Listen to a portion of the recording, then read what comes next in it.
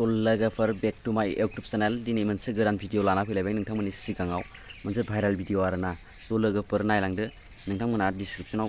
टाइटेलाव होनानै दोननायखौ नुखाबाय जानांगौ आरो मिथिखाबाय जानांगौ थ' जोंहा एल'ग्रा आदाजों आरो भुमिका बिथांमोना सानैजों किस लालायदों आरोना बे किस लानाय भिडिअ भाइरेल मोनसे गावसोर खालामदों आरो जेनेबा एल'ग्रानि चेनेलावनो दा गोबां मानसियानो नुखाबाय जानांगौ थ' बिथांमोना मानि थाखाय खालामदों बेखौथ' रावबो मिथिला नङा होमबा भाइरेल खालामदोंसो ओरैनो खालामदों ना मा जास्ट बेखौ आं मोननायखाय नोंथांमोननि सिगाङाव फोरमायनो लाबोदों आरो जेनेबा थ' एल'ग्रा आदायाथ' गोबाङानो गुबुनफोरनि थाखाय गोबां मोजां मोजां भिडिअ माने बेफोरबायदि दा खालाम माबा मोनसे माने फानि भिडिअबो गोबां बानायो थ' दा बिथाङा मा साननानै आरो माखौ लानानै मानि थाखाय बानायदों बिथाङा दा जोंथ' मिथिला जाहैबाय एक्सुवेलि बिथांमोना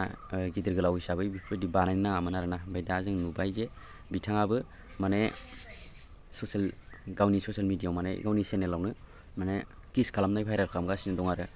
दा नोंथांमोना नुबाय जानांगौ फेसबुकावबो नायबाबो फेसबुकावबो नुगोन आरो गावनि इउटुब चेनेलाव एल'ग्रा होननानै सार्च खालामना नायबानो नोंथांमोना नुगोन आरो मैयासो मोनदों आङो बे भिडिअखौ नाथाय गोबावबो जाबाय जानो हागौ थ' लोगोफोर भिडिअखौ नोंथांमोना ससे नायनानै लादो आं नोंथांमोननि सिगाङाव आं भिडिअखौ आगारनो सानाखै आरोना स' आं फट'खौल' जेरै थानेलाव होदों बेयाव जेरै होदों बिदि आरोना बे बास माने भिडिअखौ आं श' खालामला आरो नोंथांमोना बिथांमोननि चेनेलाव थांनानै नायबाबो नुगोन आरो थ' मानि थाखाय बिदि खालामदों थ' गावनि थाखाय माने माबा मोनसे साननानैबो बानायनो हागौ इसोरनि पार्सनेल खोथाबो जानो हागौ थ' एक्सुवेलि बेफोरबायदि बिथांमोन बायदियानो देखायोब्ला आरो इयुननि माने जाखांबोबाय थानाय दानि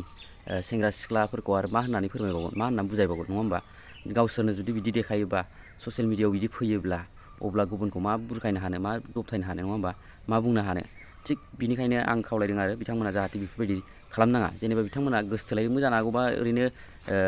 इन्टारेस्ट गोदान बोसोरनि मुङाव बा माबा मोनसे बिदिनो कमेडि टाइप फानि सिस्टेम बानायदोंबो जानो हागौ अब्लाबो बेफोरबायदि माने भिडिअखौ माने शेयार खालामनो नाङामोन आरो जेनेबा थ' बिथाङा गावनि चेनेलावनो शेयार खालामदों बेखौ आं खावलायबाय जाहाथे बेफोरबायदि दा खालाम माने जोंनि गोबां लाइमोनफ्रा गाज्रि लामायाव थांगासिनो दं होननानै बयबो ससियेल मिडियायाव बुंसोलायबाय थायो दा लाइमोनल' नङा गोबां बुरि हाबा जाखानाय बायदिसिना आइजोफोर बा आइलाफोर हौवाफोर बिथांमोनानो गोबां रं नाम्बारजों खारदों मादों बायदिसिना अनेक भाइरेल नङा होमबा दा बेफोरबायदिखौ माने गावसोरनो होबथानायनि लामायाव बुंबाय थायोमोन दा बिथांमोनानो बेफोरबायदि देखायोब्ला अब्ला गुबुनखौ माबोरै जेनेबा माबागोन होबथागोन बुजायना दोनगोन दा बिदि दाजा होननानै बोरै बुंगोन थ' आं बेखौनो लानानै भिडिअखौ बानायबाय थ' माबा मोनसे भुल जादोंबा गोरोन्थि जादोंब्ला निमाहा होगोन होननानै आं मिजिंथिबाय आरोना थ' भिडिअखौ आं बेखौनो खावलायबाय जाहाथे बेफोरबायदि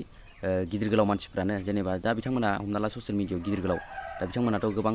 रांबो मोनबाय इउटुबनि बागैनो इउटुब चेनेलजोंनो दा बिथांमोना आरोबाव माने बेफोरबायदि खालामनो नाङामोन आरो जेनेबा आंनि साननायाव आरोना थ'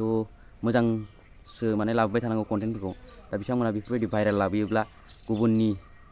भाइरेलफोरखौ मारै दबथायनो हागोन जेनेबा बेफोरबायदि दा खालाम बेखौ आं खावलायबाय थ' आंनि चेनेलाव गोदानब्ला चेनेलखौ साबस्क्राइब खालामना लादो आरो लाइक खालामदो भिडिअखौ मोजां मोनदोंब्ला लोगोफोर शेयार खालामना होबानो जाबाय आरो